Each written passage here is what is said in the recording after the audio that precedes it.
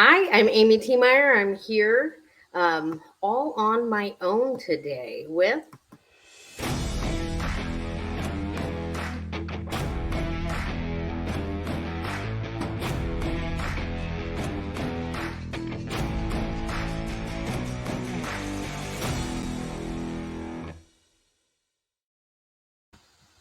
Okay, so I am going to bring in my guest,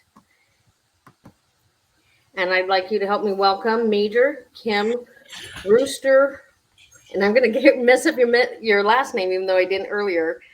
Rossiter. Hey, that works with me. Okay, who is a retired Marine, and I met him at the Spartan Leadership Summit for the first time just a couple weeks ago. And he got an award through the Travis Manion Foundation for working, uh, for having nonprofits work together, which I think is an amazing, awesome award. But we're going to start off with asking the question that we always start off with. Why did you pick the Marine Corps? I love that one. The Marine Corps was, the easiest answer in the most concise way is I walked out of the Navy recruiting office and saw the United States Marine standing there, 6'1", 230 pounds, full dress blue uniform. And when I saw him, I immediately said, I want that. The rest of the story is him making me justify why I thought I had what it took to become that. And so as a result of that kind of battle that was happening, it became very clear to me as the vacuum just got turned on behind me and took all of my attention to the vacuum. That's very loud. It became very clear to me that like the Marine Corps believes in not handing you anything and that there's a challenge. And by the way he turned back and looked at me, it made me immediately conclude like, this is for me. I like the challenge. It's just not going to be put on a platter. That's kind of the short story. There's a whole nother backstory about how I finally came out of the Navy office, which was preceded by the Air Force office, and how the different recruiters may or may not have completely impressed me. And then there's the whole story about how I even thought to go to the recruiting office, which is probably important to point out very briefly. My father said, "Hey, it's a young person's decision." That's what he said, and it rang true as I got older and started reflecting on that. Like, you're not necessarily joining the military at 37, 42, 51. So like as a young person, this is kind of your opportunity to make that decision. And so that's what got me down that road. So long answer, easy question. So did you go in as an officer? Because you retired as an officer. Yeah, no, I actually went straight in right out of high school and went to Marine Corps Recruit Depot, San Diego, and rose to the rank of staff sergeant before going to officer candidate school and then becoming a second lieutenant. And then I retired as a major, really the day before what would have been my promotion to lieutenant colonel. So kind of a good test the next day as you see some of your friends being promoted and you're happy for them and have no regret about the decision to retire. I basically saw like a passion shift, and we can get into how that all happened. But I knew I had made the right decision. That's exciting. So what year did you get out? Did you retire? Yeah, it was 2018. So this was right Labor Day weekend was when the ceremony was, and then October 1st would have been the official date. So October of 18. So so you retired? Did you have transition services, or did you already have a plan in your mind what you were going to do after retirement? Yeah, I did. What a softball kind of queued that up for me. Ainsley's Angels of America, which is what I do every day of my life now, in addition to my service and support of the Travis Manion Foundation, is the charity that I founded with my sister in 2011. Ainsley was my daughter, and we can get into all the details of that if you would like to. But in 2011, once the charity was established, I saw from probably 11 to 2015, this shift of passion. Like the same passion that I had for being a Marine, I started to see that, I guess, get kind of replaced by this passion for wanting to help others domestically, specifically those in the exceptional needs space. So essentially the charity partners all people with typically abled people. So you basically are taking folks with some type of handicap or disability, or what I like to call an exceptional abilities, different abilities, and partnering with able-bodied athletes, so runners, swimmers, bikers, and make sure that everybody then, with the proper equipment, can enjoy an endurance event, be out in community events. And I just started to see that shift occur between 2011 and 2015, and I paid attention to it. So it was sometime around 15, 16 is when Ainsley passed away. And I said, well, let me give it one more shot. I went to one more duty station as an executive officer at one of the units nearby. And hold on just a minute. He's going to have to edit. Hey, babe, I'm on a podcast recording. I didn't tell you about that, but if they're going to edit it, but if we can, all right, how much longer do you have with that floor thing there? Okay. I can't control his barking now. Oh no, I'm not worried about the barking. Like the vacuum and the thing there. Yeah, I'm done vacuuming. Awesome. Thank you. Sorry about that. I should have communicated better. Yeah, Yeah, I should have. So I'm going to go back to so I started to see this passion shift sometime around 2015-ish. And then I took one more set of orders to do an XO job and felt that continue to happen. And just listening to it told me, okay, it's time. And they always say when you retire, you just know that it's the right time. So now I'm like leaned into that. And so I didn't have transition services because everything that I'm doing was aimed at continuing to follow that passion. And so I rolled into doing the Ainsley's Angels piece full time upon retirement. So where is Ainsley's Angels located? Yeah, so it was founded in Louisiana, but we operate primarily here in Virginia where I am, but we're in hundreds of communities across the country. So we have about 70 key volunteers that head the program up in different cities. And then from there, they're able to impact the local communities. So for example, we have, just use Houston for an example. Ainsley's Angels in Houston has a leader on the ground there, but she's still able to impact the Woodlands, Katy, Galveston, all of that area, if that kind of makes sense to you. So Louisiana, Virginia, but operating in hundreds of communities across the country. So we usually ask what do you use today that you learned from the military? And so that still can be true for you. Oh, 100%. Do you think how do you think your service has helped your nonprofit? Immensely, like critical to its success. Like the leadership aspect, all of the elements of leadership, how to bring a group of people in to get, focused on a task, and then how to make sure that you're at the same time taking care of those people as they're executing. So like the Marine Corps idea of mission accomplishment and troop welfare. So like we're going to get the task done, but at the same time, we also need to make sure that we're taking care of those that you're leading. That plays true all the time. I would also offer, through the career, 25 years, you have different touch points where you come across different people and different stories and different backgrounds, and being able to have some level of empathy or compassion and understanding with your Marines translates really well to what you're doing, what I'm doing now when it comes to the people aspect, if that makes sense. And then I would probably add, in addition to that, really is just the Marine Corps, the service helps you with organization. It helps you with making sure that you can identify tasks through planning and then stay on task and kind of go through that process. And that goes hand in hand, I think, with communication, both verbal, written, and being able to articulate kind of what your thoughts and concerns and ideas are in a way that can be understood. So all of those things every single day. So do you feel like when you look back at your service and you spend a number of years enlisted and then a number of years as an officer, do you have did you enjoy one over the other, or what do you feel? And also, did you enjoy one or the other? And also, is there just a passion difference? Yeah, great question. I think that I was at certain points in my life where I enjoyed where I was. And so when I was a corporal or a sergeant or a staff sergeant, it's not like I was earning to go do to go seek a commissioning, become an officer. It wasn't like this, oh my gosh, the grass is greener on the other side type of thing. It was more about just examining opportunities to have the most impact, to take care of the most number of Marines, and to be able to truly leverage skill sets and capabilities in a way that could benefit the Marine Corps the most.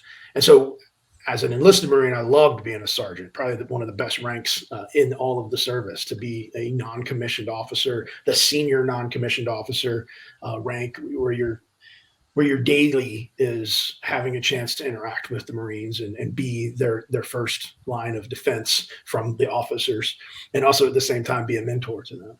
So that's fabulous. But I think that as you grow and develop and you stay in the enlisted track, there's opportunities to then become, gunnery sergeant or a first sergeant, or in some of the other services, chief petty officer or sergeant first class.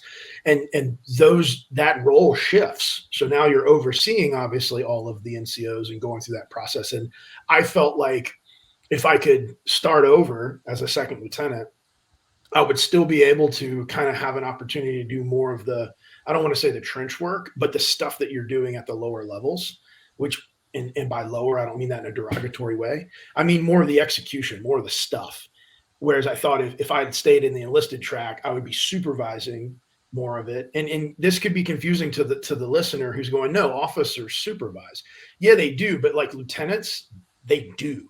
Like, especially in the intelligence community, which is where I served all of my years, the intelligence professionals that are lieutenants are doers and analysts, and still have the chance to be supervisors of the enlisted Marines, but they work well together with the senior enlisted folks who have been doing it a while.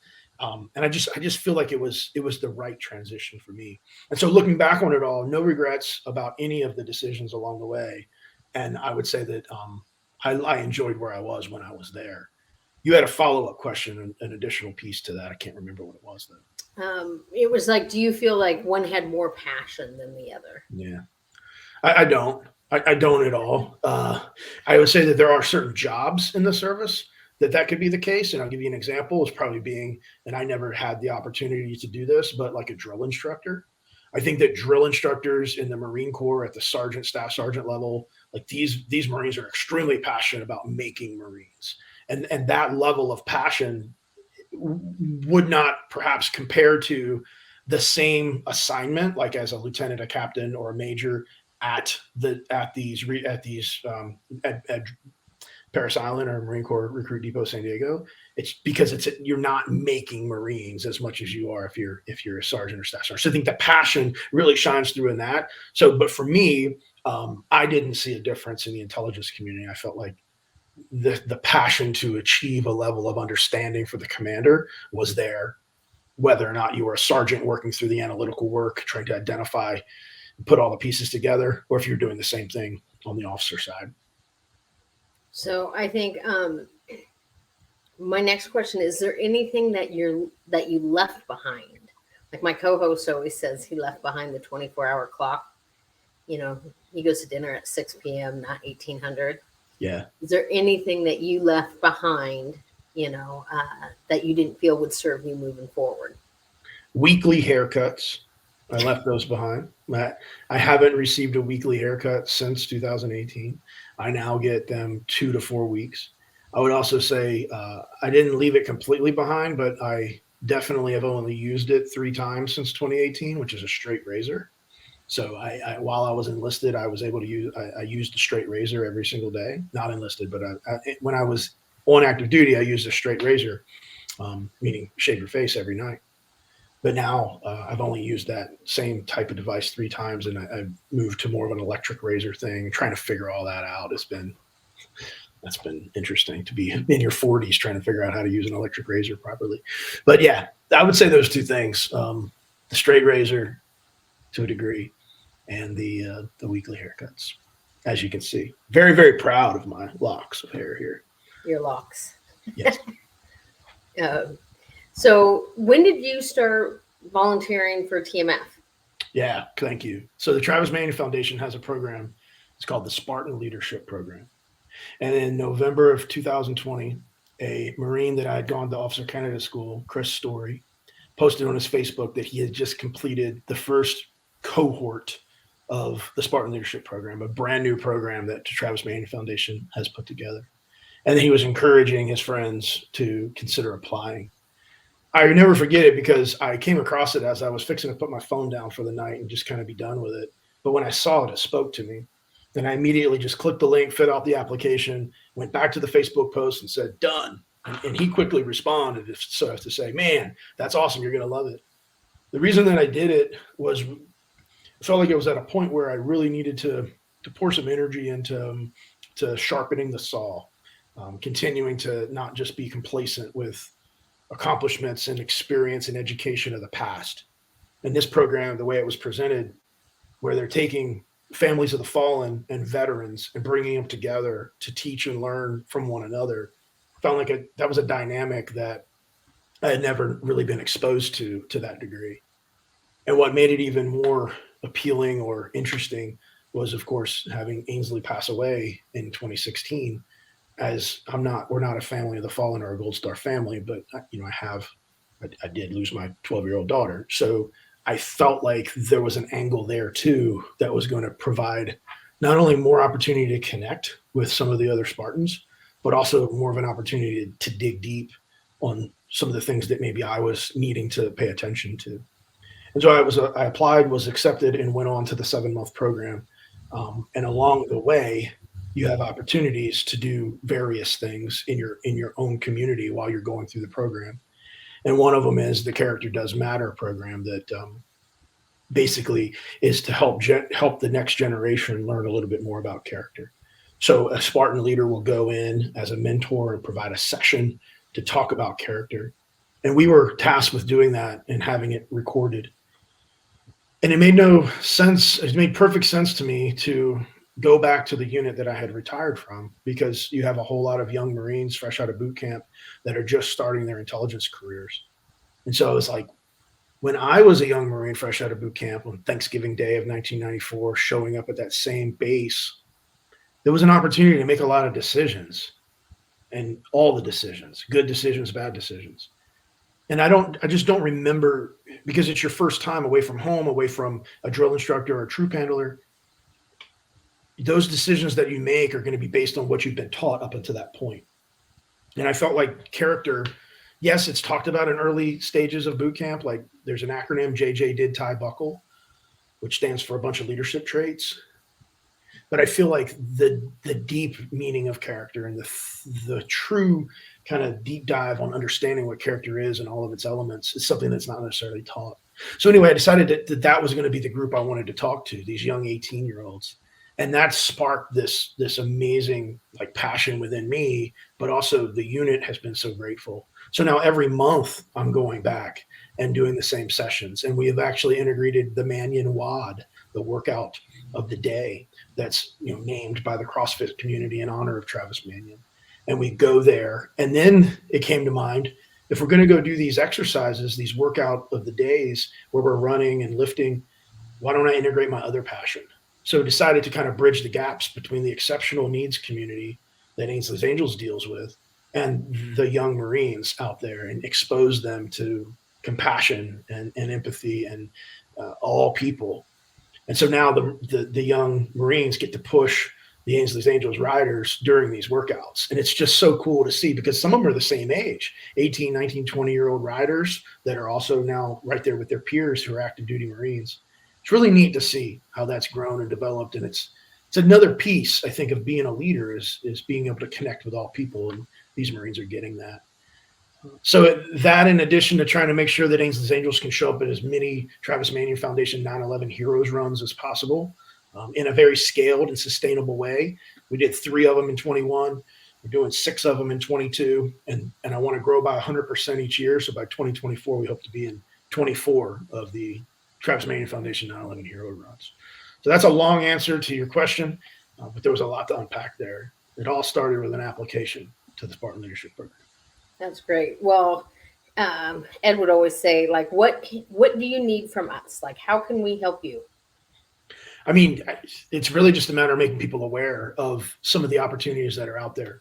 If you're in the veteran space, if you're in the Gold Star family space, if you're even on the active duty space, there's a place for you in the Travis Manion Foundation. There's a plethora of opportunities for you to take your strengths and to lead with them. So I would recommend making people aware. I need you to make people aware of the Travis Manion Foundation's efforts. And at the same time, making people aware of what we're doing with Ainsley's Angels across the country. Because there are many people who don't know about this program that are now isolated in their home and are not aware that with a little bit of effort and knowledge, like they could be out in the community experiencing road races and other endurance events and be paired up with folks. And maybe it's not in their community. Maybe Travis Manion Foundation isn't active in their community. Maybe Ainsley's Angels isn't active in their community. So what I would love from you and your listeners is to consider, how can we change that? How can we bring these programs to our communities for the better? Sure. So do you have a chapter up in Washington State? Yeah. So Ainsley's Angels of America is operating, we call it the Sound. So Ainsley's Angels in the Sound. And we're primarily on the west side. Was it Bremerton? Yeah. That's how you say that, Bremerton. And that's primarily where we're operating out of. Of course, you can take the ferry across to Seattle, and they do that sometimes for some events. But we're not on what would be, I guess, the Seattle side yet. We haven't been able to find somebody to help us bring the program there, which is surprising to me because there's a lot of outdoor, a lot of running events in greater Seattle. And it would be really, really good to expand to that area. Go ahead. There's a nonprofit called Outdoors for All that maybe I'll try to get a connection for you, because they do a lot with MVP, and I don't know if it just sounds like it could be a good connection. And they do, they'll have a skills park for bikes. And even if I have a bike, I can go and use their equipment, and they will bring whatever is needed for me. So it could be, our excursion could be skiing, our excursion could be biking, it could be any number of things that are outdoors, and it's called Outdoors for All. So it might be a good one. I know Ed's in Modesto, California. Do you have any chapters down in California? Yeah, there's two of them. We're in Sacramento, and then we're in Southern California. So when we say Southern California, basically San Diego up through Camp Pendleton up to probably Carlsbad / Long Beach, and have done events in LA. But when it comes to being able to cover that swath in SoCal, it would be really helpful to have somebody closer in the LA area that could come on and we could mentor and train them to be able to bring the program there. It's not as difficult as someone might think. It's just a matter of taking the step. And then up in Sacramento, we're active there. Of course, everything that was the past few years has reduced the number of organized outdoor running events. And so as we lean back into life in 2022 and 2023, there's plethora of opportunities in both of those regions. Yeah. And he's a runner, biker, and an outdoorsy guy too. Yeah. I for whatever reason, I don't know. Well, I can't recall off the top of my head exactly where Modesto is. Amen. Yeah. Somewhere in between Sacramento and San Diego, perhaps. I have no idea, really. Well, if it's too far from San Diego, LA, and Sacramento, then perhaps he knows somebody that can help us get it to Modesto. And he's actually really, I'm sure he does. He's on the radio. He does another podcast called Real Estate Jerky and a couple other things. So he might be a good connection. Yeah. For sure.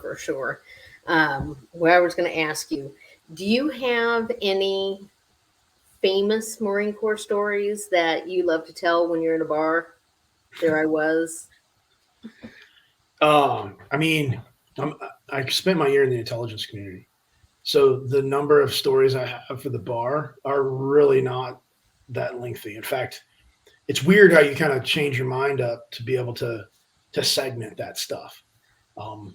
So like the question has caught me off guard because like I don't think I do have any famous stories or anything that's going to excite the audience that we can talk about. I always think of, I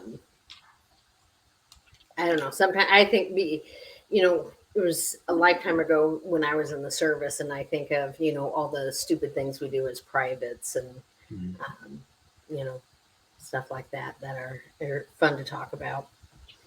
I will Yeah, say, they are. I mean, there's a couple that now you mentioned that are coming to mind, but I just don't know if this is the place for them. Okay. So one of the things the reason why we have this podcast is because we feel like there are huge information silos.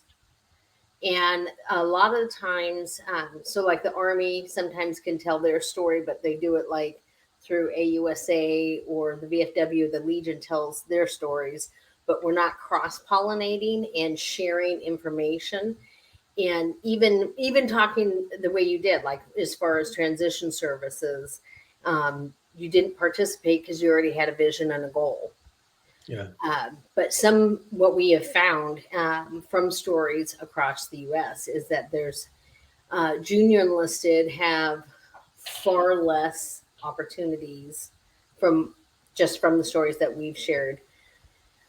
Whereas, like when a officer retires, they seem to have the Amazon internships and the Microsoft internships and the different things like that, where there's far less vetting of jobs for junior enlisted. And whether that's okay because they're a young person, but sometimes those young people have families and still skill sets that aren't necessarily being utilized or understood. Mhm. And so so this is supposed to just be like nobody's, it's not a charity. We don't want to take anything from anyone else. And, Ed and I down the road, we would love to have almost like a gala where each table is a different nonprofit, and we can share their stories and make sure that people have resources. And sort of, if there was somebody who's like, oh my God, I would love to get involved with Ainsley's Angels. And I have, I'm trying to qualify for Boston. And so I have 3 different races, and for them to reach out to us and for me to be able to connect them with you. It's things like that. So that we're just getting away from traditional media, and as brothers and sisters in services working together to help each other. Yeah, no, it's awesome. It's much needed. And I mean, there are, when you do the transition, there are the separation classes that you go through. And sometimes we have a tendency, depending on where we are in life, to just kind of check those boxes and go through it real fast. My recommendation would be to try to refrain from doing that, regardless of where you are in your journey, whether you're wrapping up a 3, 4, 5 year career, maybe you're being medically discharged at a point when you didn't expect, or maybe you did the whole journey and you're doing a retirement process, whether you're officer, enlisted, warrant officer. I don't believe you should allow those sessions to really escape you. I know when I went through them, the room was filled with officer and enlisted, between the ranks of E4s and up to O4s, and the people that took the time to put their energy into it found much more that you gleaned from it. But you could and that's like anything in life. But you could also see the folks that were kind of just showing up, and if you had to build your resume, it was like, kind of going about it haphazardly. And in the end, you didn't walk away with a resume or all the things, the tools, the e-benefits, and the different kind of platforms that they introduce you to even include your VA claim, which every person that leaves the service should at least file a claim. These are the things that they can help you with during that process. And it's a matter of how do we help those that are just over it all and just want to be done with it? How do we help them realize the benefit of pouring some energy into actually making sure your transition is all that it can be? I agree. I think that's kind of what we're trying. It's like, how do you pierce the veil of understanding, or show the potential and the difference? Yeah. I mean, obviously, I think it starts with leadership, taking an interest in all of the service members to explain to them as they're about to go to some of this separation process of the benefits that they've earned, regardless of their situation. just by completing officer candidate school or boot camp and having an honorable discharge, or even in some cases general or other than honorable. Like, you still have benefits that you've earned. And there is a thing that some of the services may be more so than others, where folks are hesitant to want to really, I don't want to use the word exploit, but get to know their benefits, because they feel like, well, VA is a good example. Like, people feel like they're very healthy and they're capable of doing great things. I don't want to file a VA claim. Why would I do that? Like, I'm healthy. But there's so many things that just develop over time, and getting it documented and getting it into the system and going through that process just has great benefits for you as you get older. You may not realize it at 36, but by the time you're 56, you'd be like, man, I wish we would have really poured some energy into that process. Great. All right. Is there anything else that you would like the viewers to know about Ainsley's Angels? Yeah, I mean, it's pretty straightforward. I mean, no, I think we covered it. It's just a matter of saying, like, if you know anybody that you think could benefit from being included in these community events, 5Ks, 10Ks, half marathons, or if you're an athlete yourself and you've gotten to your point where you're kind of over just running for yourself, you know, sometimes that can get boring, or get to a point where you really want to help some other people or take your talent and give it to others. Like, we definitely can provide that. And I would also want to say, when it comes to veteran service organizations like the Travis Manion Foundation, like, these entities are, as I've heard a recent comment from a 4-star general say, you know, these are the 21st century versions of some of our old veteran entities, whether that's VFW or some of the other places that our Vietnam, World War II folks really poured their energy into. That's not to say that any one of those older organizations are less than. It's just that the way that some of the VSOs, like the Travis Manion Foundation, have decided to execute in 2020, 2022, is much more something that can be connected. You can find more of an interest and a connection to today's veterans. And so how do we bridge the gap between the veterans that are 60 years old and still are doing, you know, things like the VFW? And I think it's through partnerships, you know, taking Travis Manion Foundation's ethos and focus and people and introducing them and partnering with and presenting to the VFW. But how do you do that in a way where one charity doesn't feel like you're taking away from another? You know, and that's the challenge, and that's where communication comes in, and that's where Ainsley's Angels and Travis Manion Foundation have found a way to make that work, where all people can be included in some of these events and go through this process, and we can blend the passions. So I guess that's the conclusion statement. You know, once you've identified, you know, what your passion is and what, you know, what your purpose in life is, how do you take that and then make it to where others can benefit from that and set them up for exceptional experiences? Perfect. All right. Well, thank you for your time. And for those others out there, if you like what you are listening to, definitely, you know where to find us and follow us along. And I will say goodbye for the day. Yep. Thank